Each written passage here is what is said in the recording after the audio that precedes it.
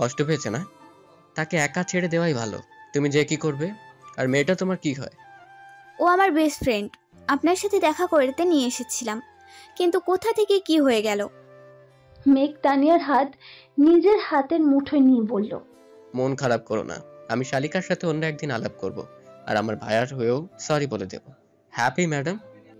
তানিয়া মুচকি হেসে মাথা নাড়ালো। মেঘও হেসে ওয়েটারকে ডেকে কিছু খাবার অর্ডার দিল। রেস্টুরেন্ট থেকে বের হয়ে একটা রিক্সা ডেকে উঠে পড়ল মিমি। তার কষ্ট হচ্ছে খুব।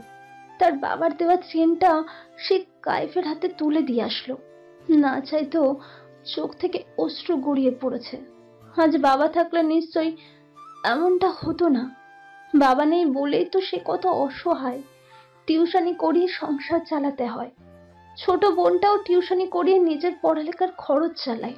তার বাবার হঠাৎ মৃত্যুতে সব থমকে গিয়েছিল।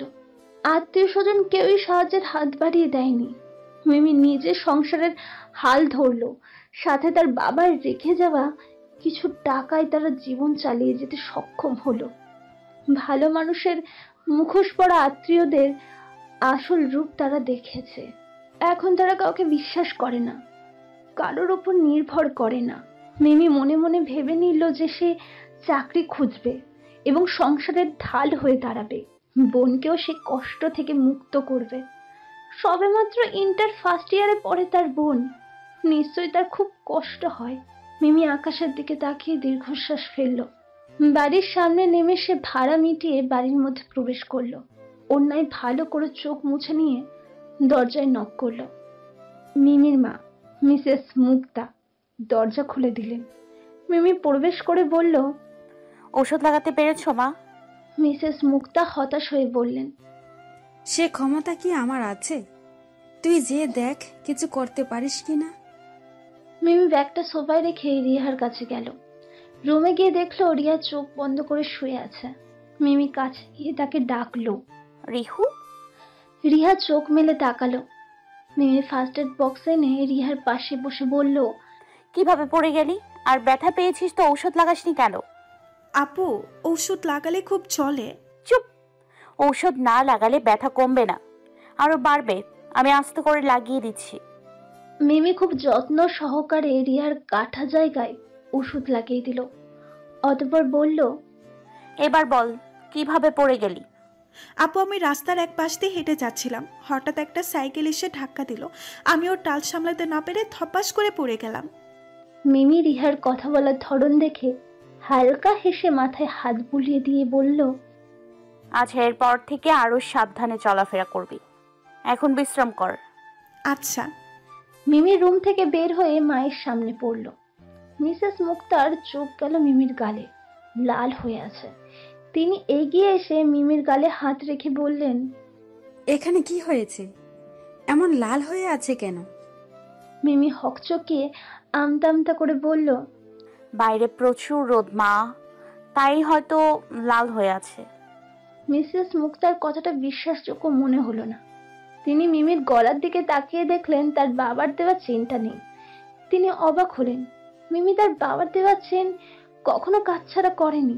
তিনি বললেন, মিমি, চেনটা কই? মায়ের কথায় মিমি পুনরায় হকচকিয়ে গেল। বলল, খুলে রেখেছি মা, যদি হারিয়ে যায়। কিন্তু তুই তো। মিমি মিসেস মুক্তাকে থামিয়ে দিয়ে বলল, মা, আমার খুব খিদে পেয়েছে, তুমি খাবার রেডি করো, আমি ফ্রেশ হয়ে আসছি। মিমি নিজের রুমে চলে গেল। মিসেস মুক্তা কিছুক্ষণ দাঁড়িয়ে থেকে চলে গেলেন। আজ সকালে একটু তাড়াতাড়ি ঘুম ভাঙলো মিমির। নামাজ আদায় করে ভাবলো বাইরে থেকে একটু হেঁটে আসা যাক। যেই ভাবা সেই কাজ। মিমি গায়ে ওড়নাটা ভালো করে পেঁচিয়ে বের হয়ে গেল। রাস্তার এক পাশ দিয়ে হেঁটে যাচ্ছে মিমি। মুগ্ধ হয়ে সে সকালের প্রকৃতি দেখছে। সকালের নিরিবিলি পরিবেশ তার খুবই ভালো লাগে। তার মতোই অনেকে হাঁটতে বের হয়েছে। তার থেকে একটু দূরে বয়স্ক একজোড়া দম্পতি হেঁটে যাচ্ছে। মিমি তাদের দেখে হাসলো। দৃশ্যটা তার কাছে মনোমুগ্ধকর লাগলো। কিছুক্ষণ হাঁটার পর মিমির মনে হলো কেউ তাকে ডাকছে। সে পিছু ফিরে তাকালো। সেদিনের লোকটাকে দেখে মিমি ভুরু কুঁচকালো। পরক্ষণেই মুখ ফিরিয়ে হাঁটা শুরু করলো। কায়েব দৌড়ে এসে মিমির সামনে এসে দাঁড়ালো। মিমি বিরক্তিতে মুখ কুঁচকে বলল, কি সমস্যা? আমার সামনে এসে দাঁড়িয়েছেন কেন? কাইফ লম্বা শ্বাস নিয়ে বলল, আমি যে আপনাকে এতক্ষণ ধরে ডাকছি শুনতে পাচ্ছেন না? কানটা কি বাড়িতে রেখে এসেছেন? আমি অপরিচিত লোকেদের সাথে কথা বলি না, আর আমার মতো গায়ে পড়া মেয়েদের সাথে আপনারও কথা বলা উচিত নয়। কাইফ বুঝলো মেয়েটা তাকে খোঁজা দিচ্ছে।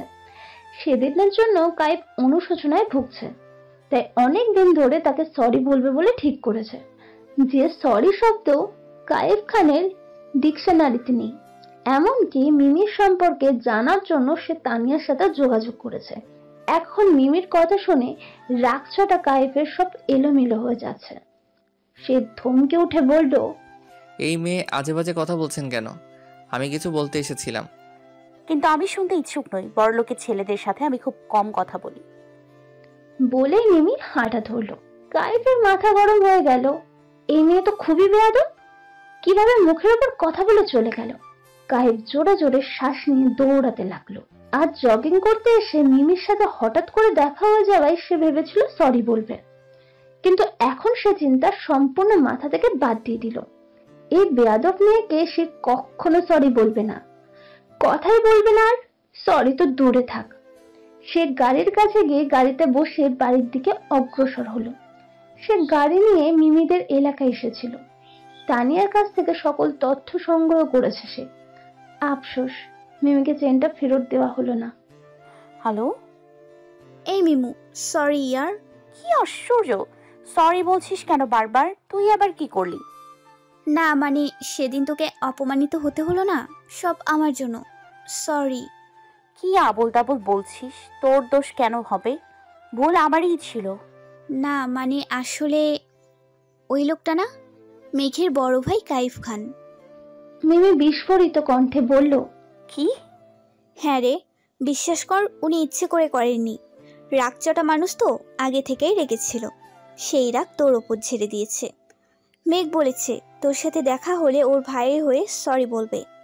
জিজুকে সরি বলতে হবে না, আমি ওসব কথা ভুলে গিয়েছি। সত্যি তো? আমি কিন্তু আবারও সরি বলছি।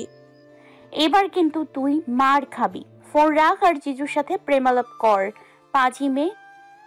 আচ্ছা ঠিক আছে, মেঘ কিন্তু তোর সাথে আলাপ করতে চেয়েছে।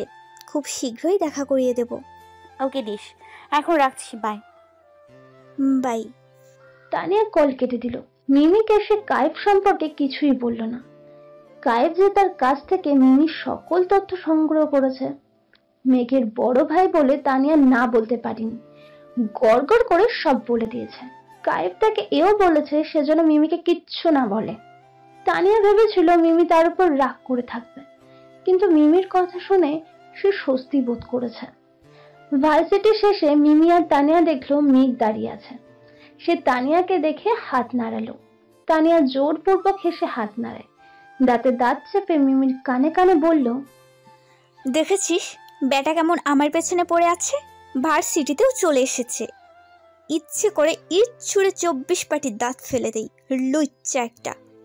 মিমি তানিয়ার মাথায় চাটি মেরে বলল, এসব কেমন কথাবার্তা তানি? কদিন পর ওনার সাথে তোর বিয়ে আর তুই এভাবে বলছিস? আচ্ছা জিজু এখন তোর দিকে না তাকিয়ে যদি অন্য মেয়ের দিকে তাকায় তাহলে?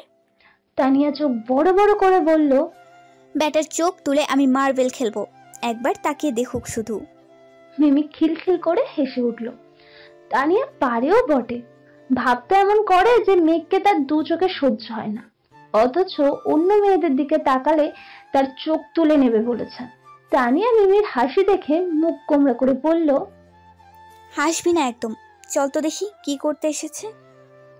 তানিয়া মিমির হাত ধরে মেঘের দিকে এগিয়ে গেল। মেঘ একগাল হেসে বলল, হ্যাঁ, কি কথা হচ্ছিল দুজনের? কানে কানে ফুসুর ফুসুর। মিমি হেসে বলল, তেমন কিছু না জিজু। তারপর বলুন, কেমন আছেন আপনি?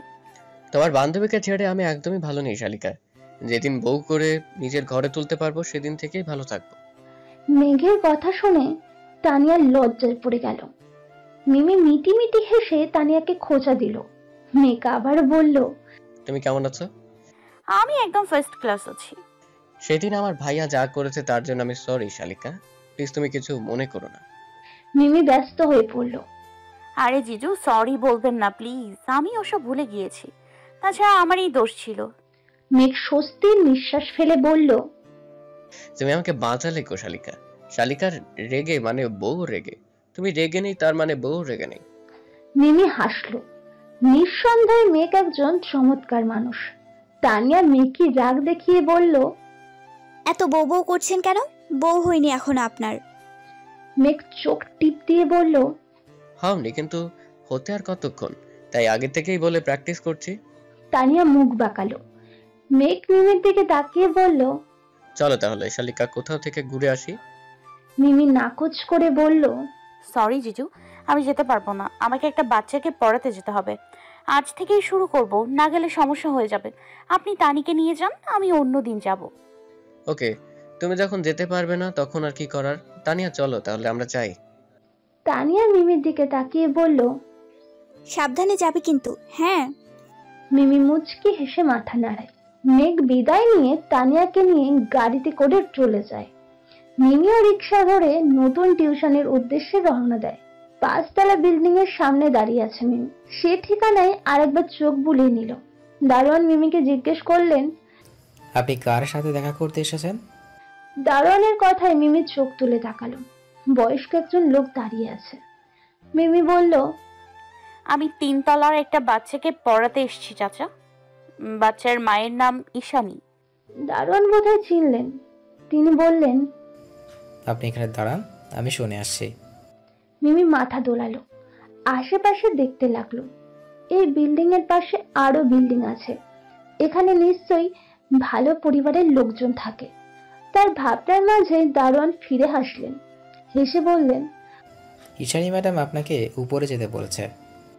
মিমি মাথা নাড়িয়ে বলল, ধন্যবাদ চাচা। মিমি 3 তলার দিকে চলল। সেখানে আগে থেকে দরজা খোলা ছিল এবং ঈশানী দাঁড়িয়ে ছিল। মিমি তাকে সালাম দিল। সে হাসি মুখে সালামের জবাব দিয়ে বলল, এসো ভেতরে আসো। মিমি ভেতরে প্রবেশ করলো। ফ্ল্যাটটা খুবই সুন্দর করে সাজানো, দামি আসবাবপত্র দিয়ে। ঈশানী একটা রুম দেখিয়ে দিয়ে বলল, ওই যে ওটাই নিশানের রুম, ও ওখানেই আছে। তুমি আগে ওকে পড়িয়ে নাও, তারপর না হয় আমরা আলাপ করব। মিমি মুচকি হেসে বলল, ঠিক আছে। মিমি নিশানের রুমের দিকে অগ্রসর হলো। রুমে প্রবেশ করে দেখলো চেয়ারে পরিপাটি হয়ে বসে আছে 5 থেকে 6 বছরের একটা বাচ্চা ছেলে। সে খাতায় কিছু একটা করছে। মিমি এগিয়ে গিয়ে চেয়ারে বসলো। ছেলেটা তাকে দেখে চোখ গোল গোল করে তাকালো। মিমির হাসি পেলেও তা চেপে রাখলো। বলল, তোমার নাম কি? ছেলেটা মুখ কুঁচকে বলল, তোমাকে বলবো কেন? বড় মামা বলেছে অপরিচিত কাউকে নাম বলা যাবে না। তুমি যদি ছেলেদেরা হও তাহলে আমি বলবো না। মিমি ভ্যাবাচাকা খেয়ে তাকালো। পুচকে ভালোই শেয়ানা। ভাবলো কেশেন মহান বড় মামা। হাসার চেষ্টা করে বলল, আচ্ছা তাহলে আমরা আগে পরিচিত হইনি। আমি যদি আমার নাম বলি তাহলে তোমার নাম বলবে তো? নিশান মাথা হেলিয়ে বলল, হ্যাঁ বলবো। বলো তোমার নাম কি? আমার নাম মারিশা আহমেদ মিমি। আমি অনার্স 3য় বর্ষে পড়ি, আর আমি তোমাকে পড়াতে এসেছি। এবার তুমি বলো। নিশান হেলতে দুলতে বলল, আমার নাম নিশান চৌধুরী। আমি ক্লাস 1-এ পড়ি, আর আমি তোমার কাছে একদম পড়বো না। তুমি চলে যাও, আমার পড়তে একদম ভালো লাগে না। পড়ালেখা পচা। মিমি পড়েছে মহাজালায়। এ ছেলে তো বেশ দুষ্টু। একে বাগে আনতে গেলে অনেক বেগ পেতে হবে।